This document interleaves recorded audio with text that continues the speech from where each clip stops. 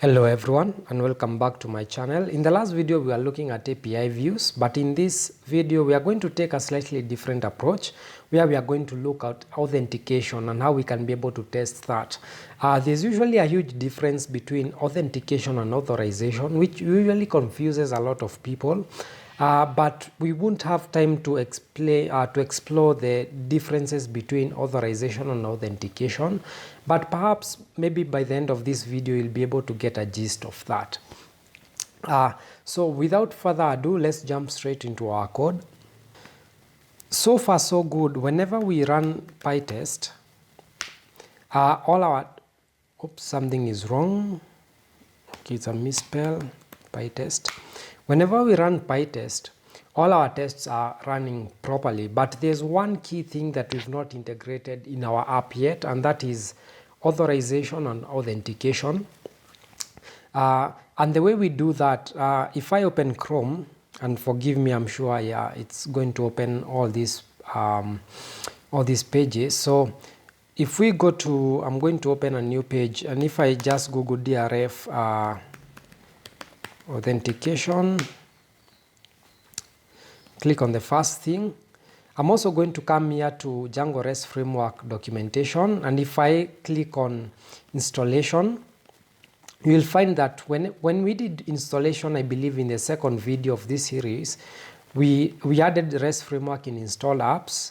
We also added this URL, but there's something else they advised us to do, and this is to put into settings default permission classes, in which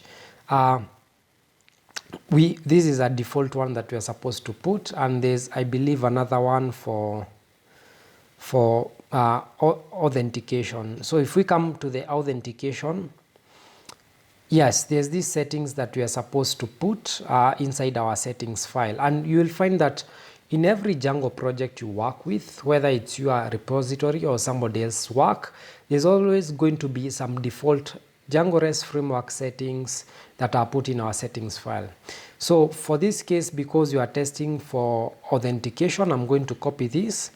I'm going to come to our app, I'm going to come to school, and I'm going to paste this down below here, both in our settings.py file and our local settings.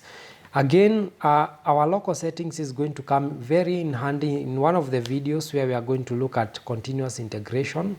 So I'm going to copy that, both of them, and save. Where we are saying that we are going to allow two types of authentication. Let me just push this on the side. Where we've said that for the entire of our app, we are going to allow either people to use basic authentication. And what basic authentication basically means is using username and password. And we're also going to allow session authentication. So I'm going to delete session authentication, and I'm actually going to put token authentication. This is because because we've set up Django REST framework as an API, in real life, whenever you are working with an API, people issue tokens as a way of authenticating themselves. Session authentication is usually good if you're just having a Django application on itself that does not have an API. So now, if we do that, I'm going to come and clear my terminal. So if I run, for example, Pytest, let's see if this changes anything, by the way.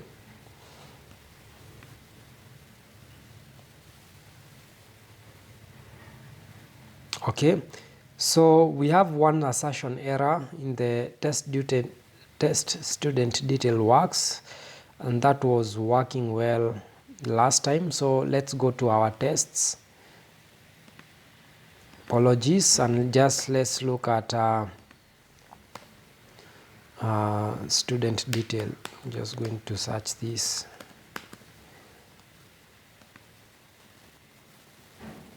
It's actually in our views, student detail. Oops, it's in our tests and test views. I need to search this. So this one is what is failing. It's saying assert 404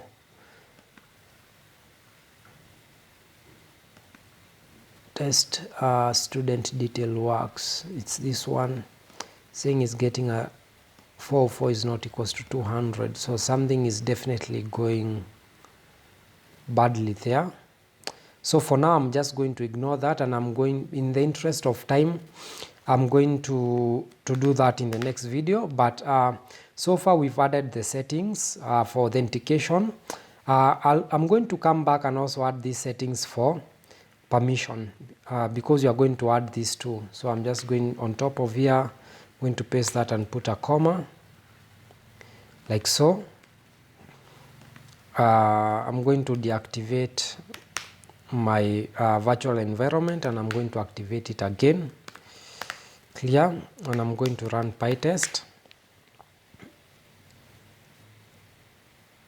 I'm also going to, out of curiosity, I don't usually like using this. I like using is authenticated or read only. Okay.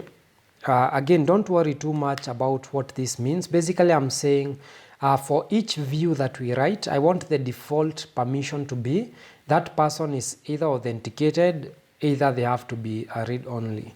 We have two failing tests, and most of them are giving us 404s, and that's student delete and as well as student that. Okay, not to worry about that. But we need to introduce a few things.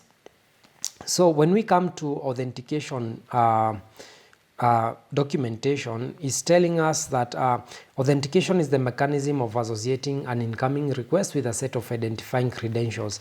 Again, the reason I'm walking through the django-rest-framework documentation to start with is so that we can understand how authentication is done, so then we can be able to write tests that actually make sense.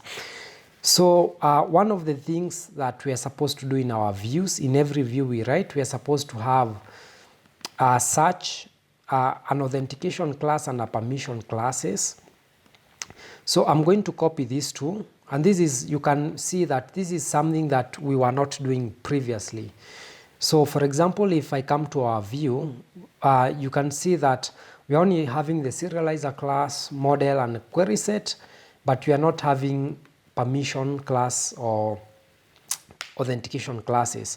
So here I can come and say permission classes is equals to, and I need to import permissions. So I'm going to say from REST framework import status, also import permissions, and also import authentication. We are going to use the two of them.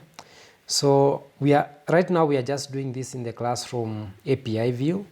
So here I'm going to say permission classes, and this is a list, so we can have many. So I'm going to say this is permissions dot is authenticated. We also need authentication classes is equals to, we can say authentication dot token authentication. Okay, so we've said for anyone to access this classroom number API view, we need, this person needs to be authenticated, and the authentication class or the type is token authentication. So this person needs to provide a token to do that. So now if I come and run Pytest, let's see, we should have some tests failing that were associated with this view, hopefully.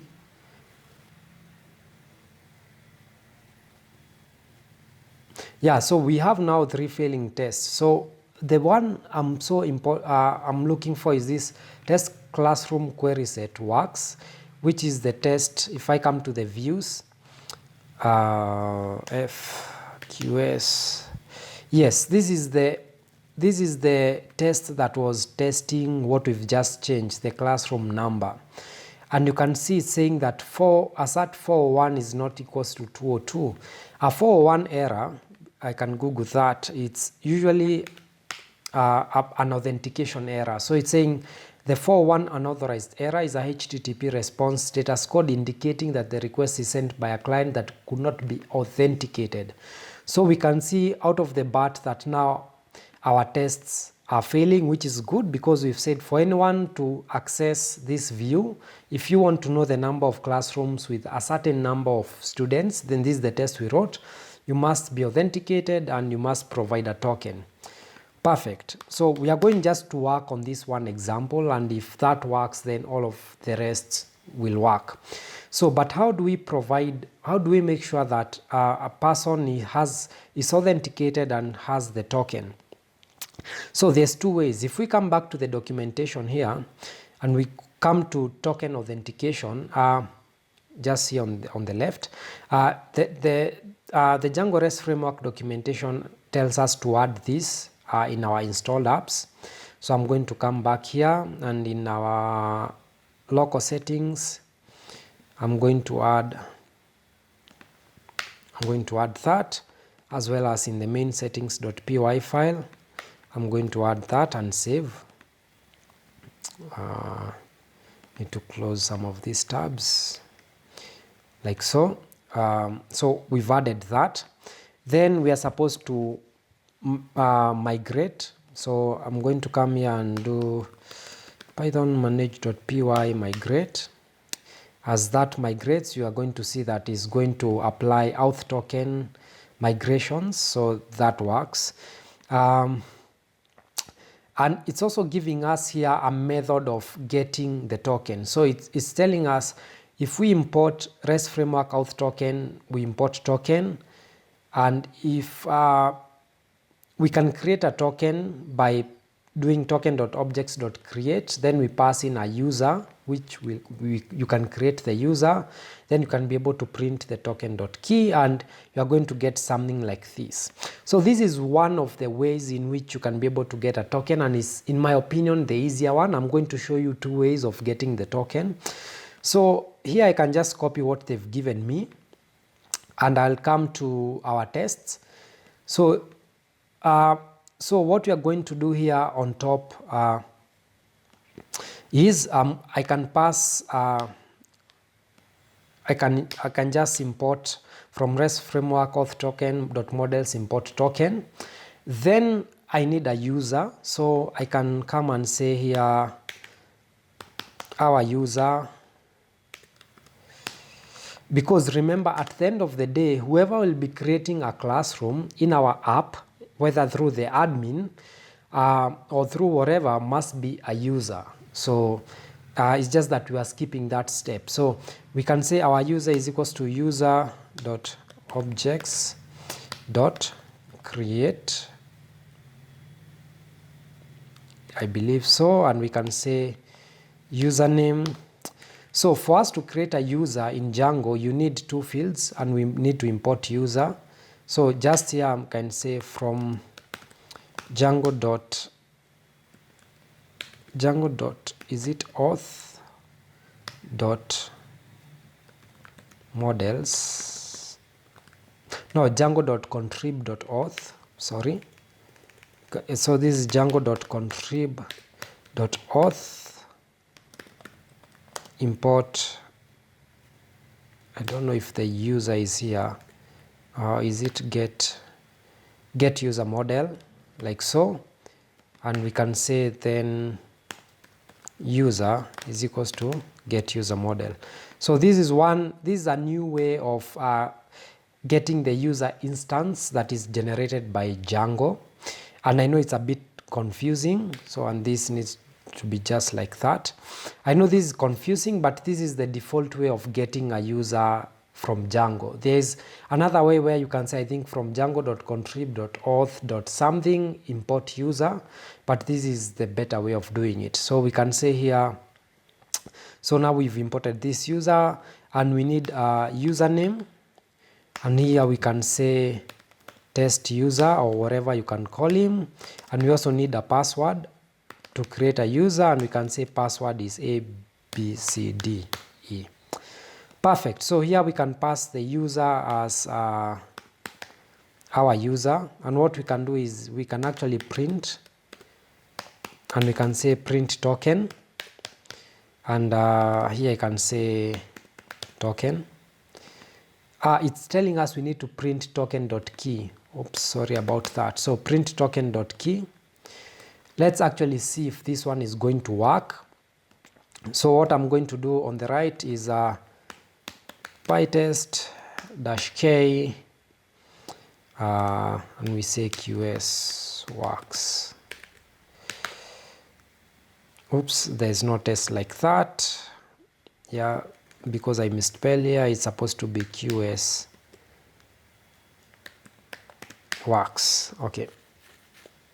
I'm going to close this. Let's see if this specific test will pass. So of course it fails. It still fails because we have not passed in the token. But I want to see, yeah, so here it has printed the token. And this is so awesome. Another thing I want to show you, where is it getting this token? If I run my server, python manage.py run server, and I open up localhost 8000, and I go to the admin,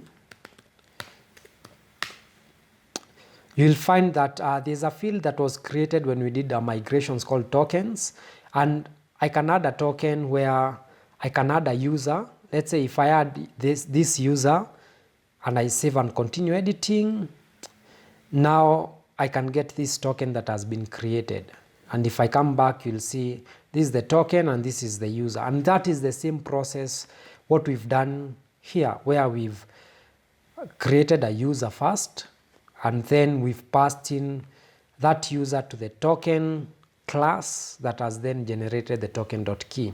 So now this means that we need to pass in this token.key in every request that we make.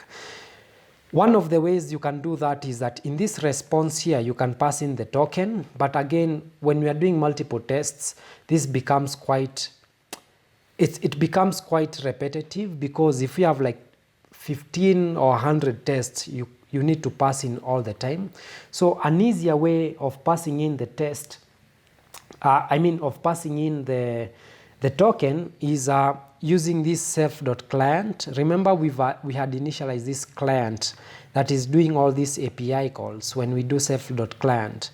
So we can append the token to this client, where we say self.client, I believe, and let's see, .credentials, and this takes in keyword arguments, and we need to pass in two things, which is I believe HTTP, and I'm going to explain this, HTTP authorization, and we are going to say this is equals to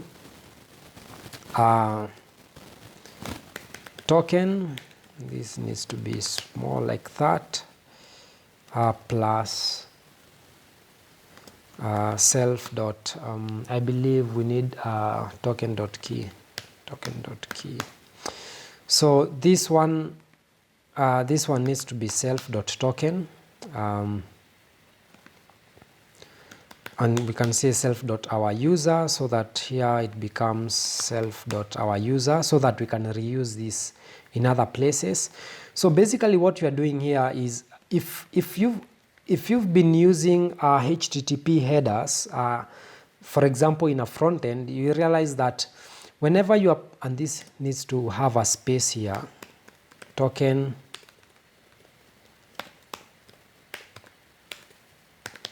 and a space. So whenever we do API request using a token, we usually pass a HTTP header called authorization, and this needs to be authorization, like so. That usually has a token, a space, and a token self.token.key. Maybe I can Google something. Maybe let's say we are using a framework called React. We can say fetch, and we can say token. Let's see if we are going to see an example, maybe from Stack Overflow. Okay. Exactly. So you see here, ignore everything that is happening, but you can see here we are doing HTTP request called get, and what we are doing is we are saying that we are passing in something called authorization, and this has bearer. This can be the word bearer or it can be token, and you can see there's a space, then it's passing in the token. So usually whenever we do these API requests from maybe a server, from a client application or from whichever, maybe a mobile phone, we always pass in authorization bearer plus space or token space, then the token itself. And that's why in our test here, we are passing HTTP authorization. This is equivalent to this authorization. Then we are doing token space, then the key that we've just generated. And so what this is going to do is that it's going to append this token to this self.client, so that whenever you do it down here, you don't have to pass in, for example, here we could have done in something like, let's say, I could have said authorization, then we pass in something similar to this, but that's hectic. And sometimes you will keep forgetting, so just going to go back.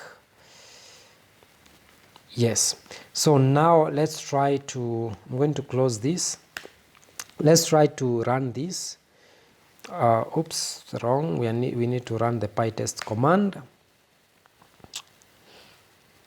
Okay, let's see if this specific test pass.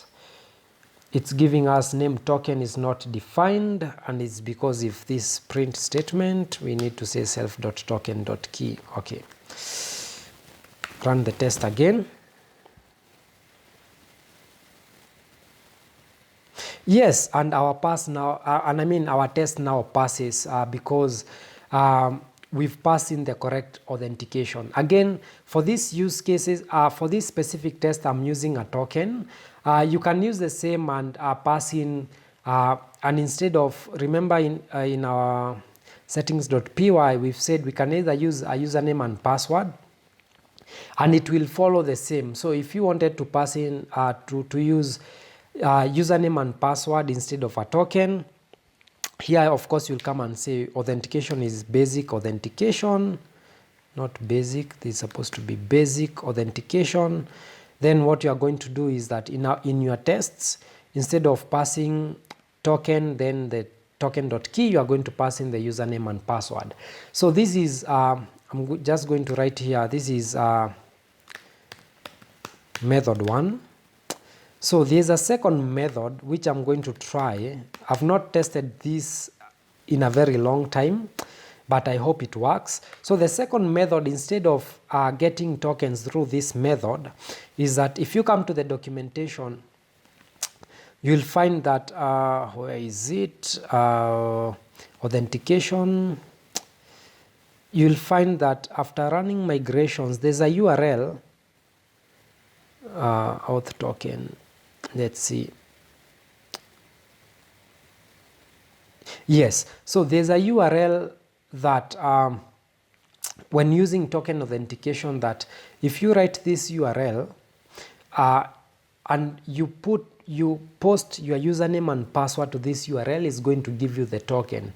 So instead of first creating the user, then getting the token from the token.objects.create, we can do a similar request where we do self.client.get, then we get from this URL. So without further talking, let me try this out. Hopefully it's going to work. So I need to paste this somewhere. So I'm going to come to our main urls.py, which is inside the school, and I'm going to paste this under here.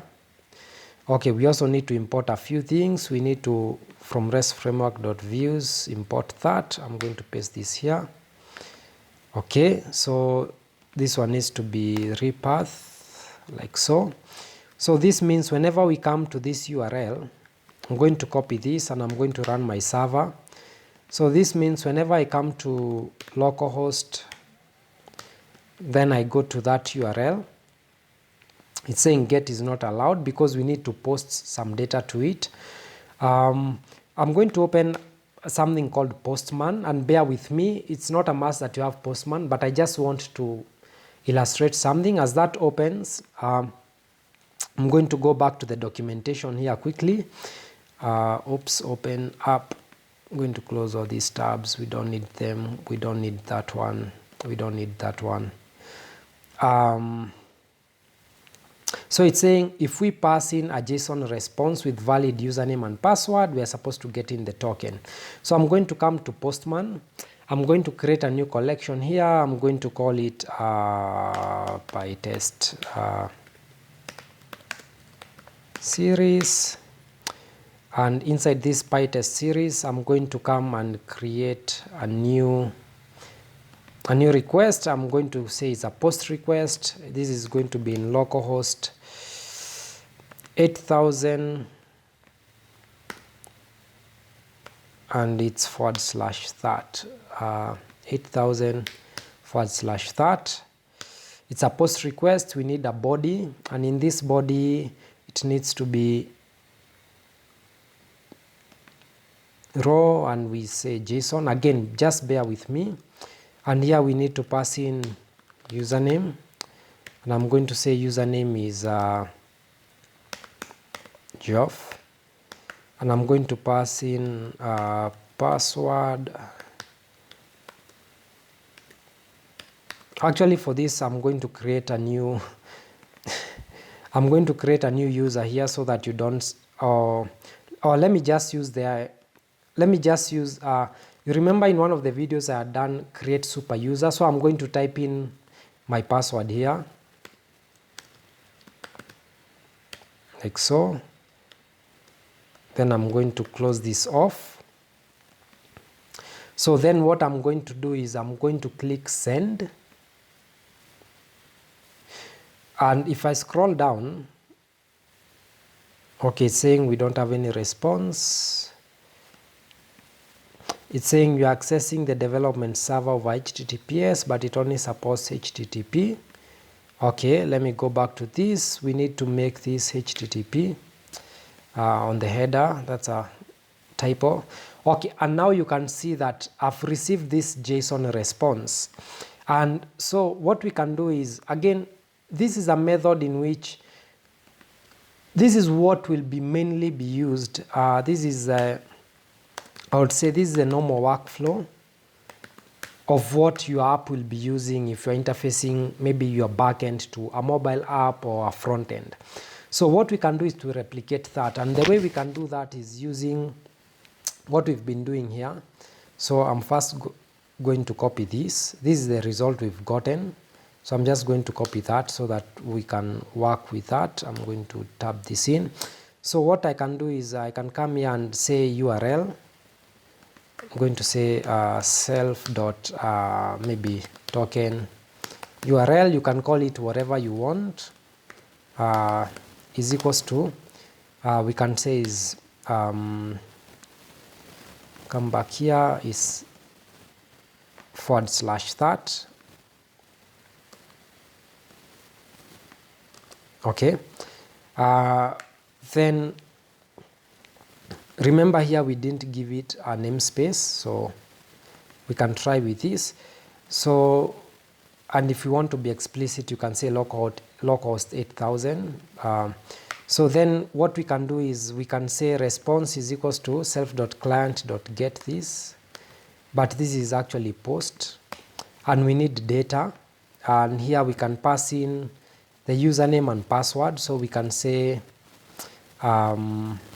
actually, so that it's a bit easier, I'm going to here say here data. You can call it whatever you want.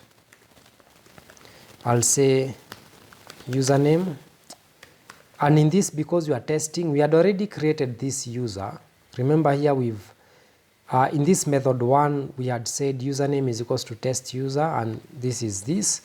And because we'll no longer be using method 1, I'm going to highlight all that out. So I can just use that and paste it here. Username is equals to test user, password is equals to ABCD, like so. There's something wrong somewhere. I don't know what it is. Password is equals to that.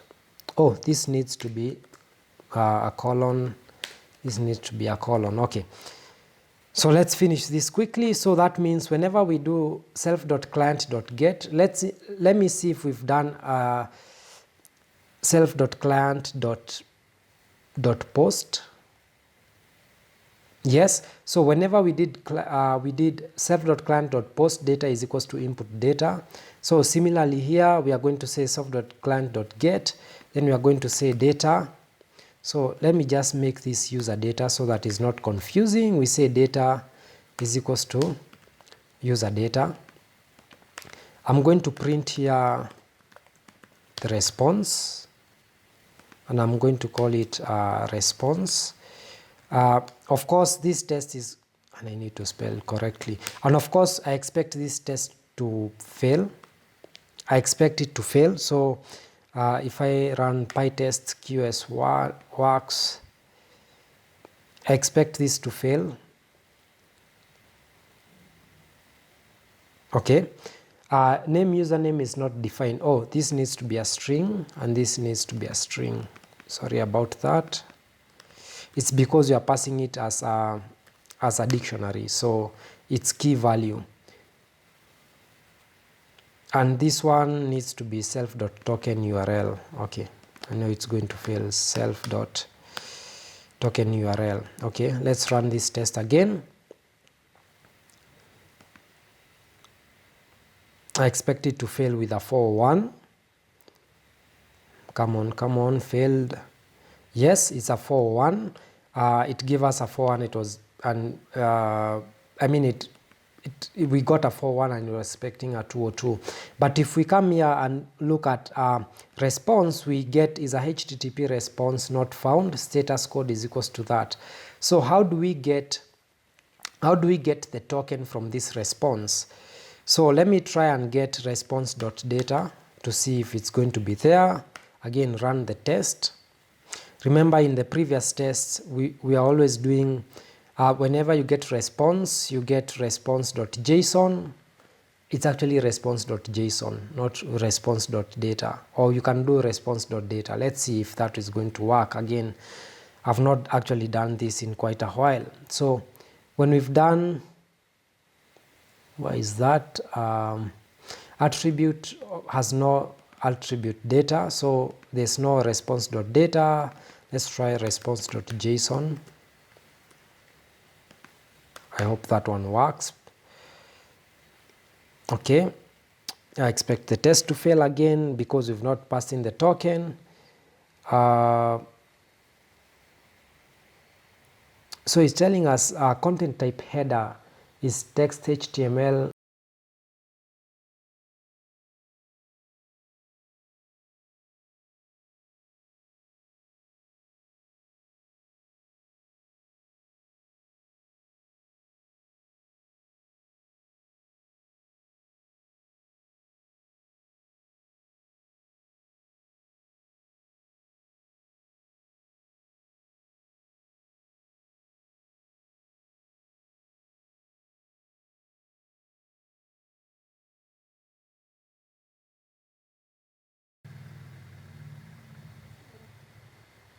Okay, let me try here to say localhost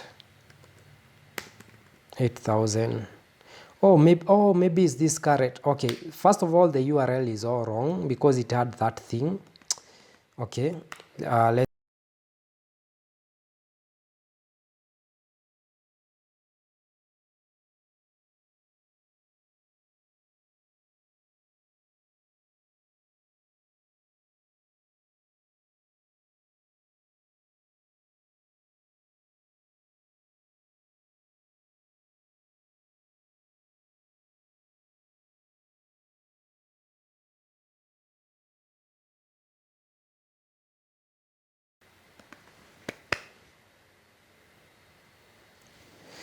So one of the things, again, this apologies guys, I think here we've been making a few errors, so I'm just going to delete this. So I just realized that whenever we are trying to create an object, a user inside tests, instead of doing .create, there's this command called create user, which we need to do. So if I do that, and I also need to, yeah, let me see if first of all that one works. Maybe that's where the problem was. Okay, run it.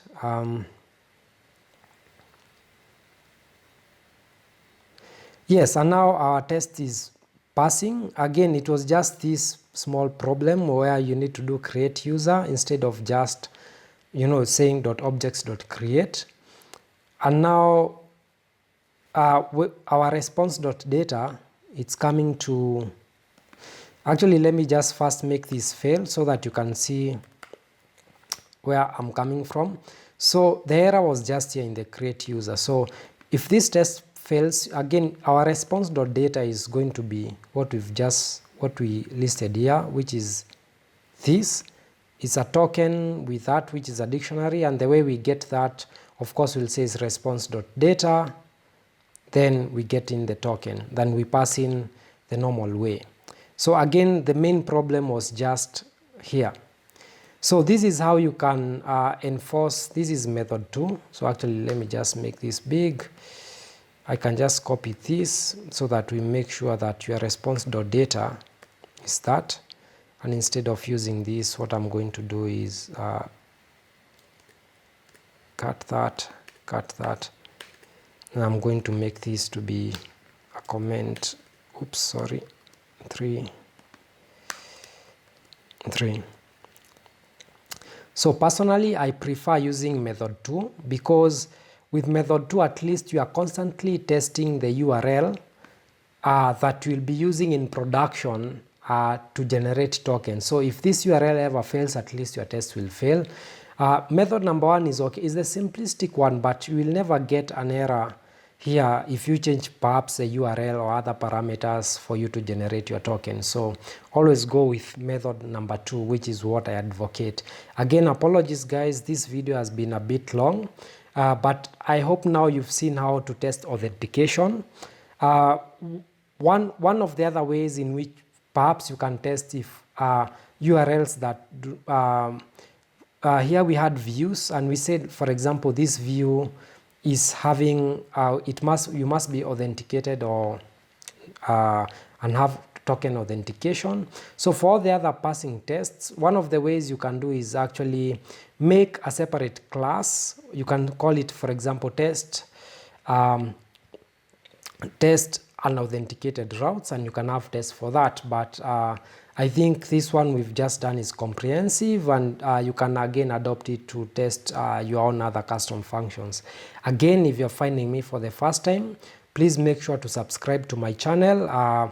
Follow me on the social media links in the description below. All this content is also on my website. Please check it out. I've also attached that in the description below, and I look forward to seeing you in the next video.